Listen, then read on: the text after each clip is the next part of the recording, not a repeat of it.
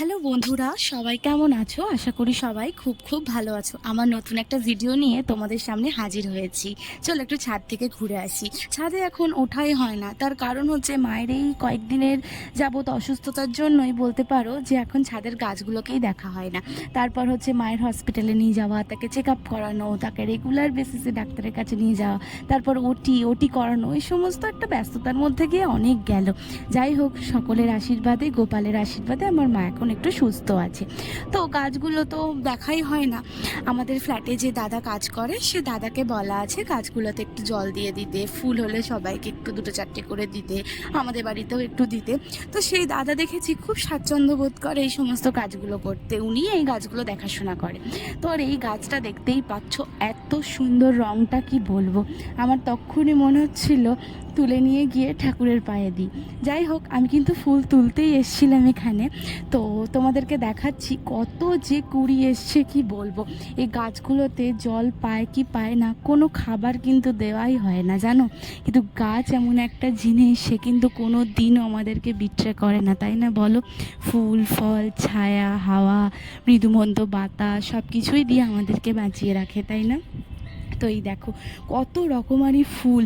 আবার ইচ্ছা আছে শীতকালটার আগে আগে, মানে এই পুজোটা শেষ হলে, দুর্গা পুজোটা চলে গেলেই আমি কিন্তু বহু ফুলের চারা নিয়ে চলে আসবো, তোমাদের সবাইকে দেখাবো।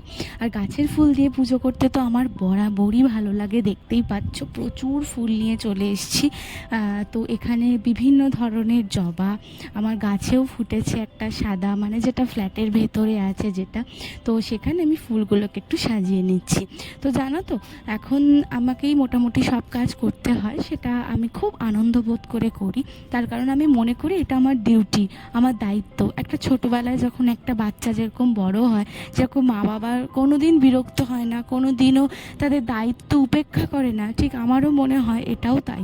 আমার মা এখন আমার কাছে একদম ছোট্ট শিশুর মতো, যখন তখন বায়না করছে, যখন তখন খিদে পেয়েছে বলছে, তাকে ওষুধ দেওয়া, তাকে যত্ন করা, এগুলো আমার দায়িত্বর মধ্যে পড়ে আমি মনে করি।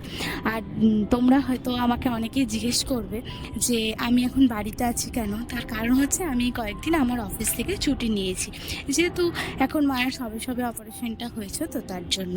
তো এখানে আমাকে মা বললো একটু বিকালবেলায় চা করতে। ও মা, চাটা করে ছাঁকবো, ছেঁকে দিতে যাব, দেখি মা ঘুমিয়ে গেছে জানো। তো শুনে এত ভালো লাগলো, দেখি হালকা হালকা করে নাক ডাকছে, তো মনটা যেন ভরে গেল জানো তো। ছোটোবেলা থেকেই আমি একটা জিনিস শিখেছি, আমার বাবা আমাদেরকে শিখিয়েছেন যে যখনই মা ঘুমাবে তখন মাকে তুলবে না। মা অনেক পরিশ্রম করে, মা অনেক সারাদিন খাটাখাটনি করে, তো উনি যদি দেখো যে কোথাও ঘুমিয়ে গেছে, তো ওনাকে কিন্তু ডাকবে না। তো আমিও যখন দেখি যে মা ঘুমিয়ে গেছে, আমি আর মাকে ডাকিনি, আমিও চাটা ঢাকা দিয়ে রেখে দিয়েছি। কিন্তু আমার সন্ধেবেলা হলেই মনটা একটু খুচখুচ করে, তার জন্য একটুখানি এই ধরনের ফ্রায়েড চিকেন অর্ডার দিয়েছিলাম। সত্যি কথা যদি বলি, মানে অনেস্ট রিভিউ যদি দিই, তাহলে বলবো চিকেনগুলো একদমই ভালো ছিল না। মানে কোয়ান্টিটি বলো আর কোয়ালিটি বলো, কোনোটাই ম্যাচ করেনি, মানে দামের তুলনায়।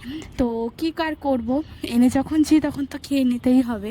কিন্তু যদি যে পাড়ার রাস্তায় যে দোকানগুলো থাকে, ইউএফসি বলো, ওয়াইএফসি বলো, যে সমস্ত দোকানগুলো থাকে, মানে কেএফসির সাবস্টিটিউট যেগুলো, সেগুলোর স্বাদ যেন আরও এর থেকে হাজার গুণে ভালো, কিন্তু এটা স্বাদ একদমই ভালো ছিল না। তোমরাও হয়তো এখানে কেউ যদি খেয়ে থাকো হয়তো ভালো লাগতে পারে, আমার একদমই ভালো লাগেনি। অনেকে বলতে পারো যে জিনিসগুলো ঠান্ডা হয়ে গেছিলো কিনা, একদমই ঠান্ডা হয়ে যায়নি।